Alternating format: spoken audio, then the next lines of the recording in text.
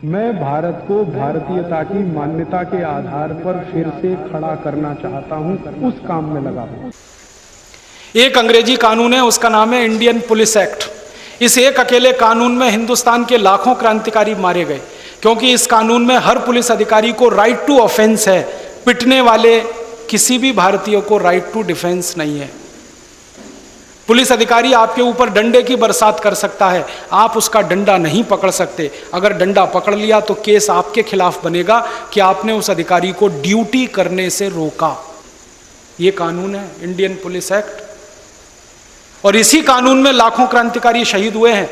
लाला लाजपत राय अंग्रेजी पुलिस अधिकारी की लाठियां खा खा कर ही शहीद हुए हैं। उनकी आत्मा को क्या श्रद्धांजलि दें और क्या जवाब दें कि जिस अंग्रेजी कानून से आपकी हत्या की गई थी, आजादी के 62 साल के बाद भी वो चल रहा है इस देश में। क्यों चलना चाहिए? खत्म करना पड़ेगा इस कानून को।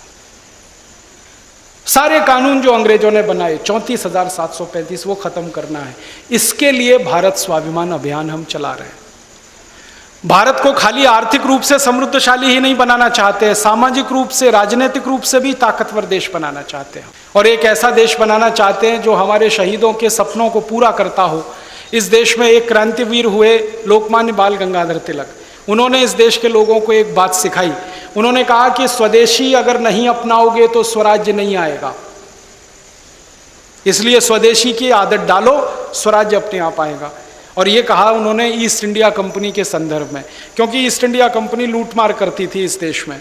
अंग्रेजों की कंपनी को भगाना था तो अंग्रेजी कंपनी का माल खरीदना बंद करो, ये समझाया उन्होंने, और देश के लोगों ने समझा। उन्होंने सालों साल स्वदेशी आंदोलन चलाया इस देश में।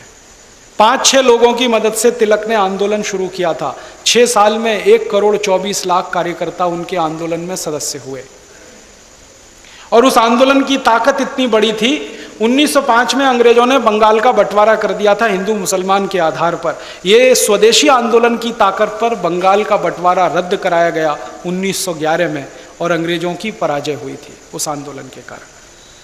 सारे भारतवासियों ने अंग्रेजी कपड़े पहनना बंद कर दिया, अंग्रेजी कपड़े खरीदना बंद कर दिया, अंग्रेजी चीनी खाना बंद कर दिया, अंग्रेजी ब्लेड इस्तेमाल करना बंद कर दिया। सारा देश स्वदेशी के रंग में रंग गया।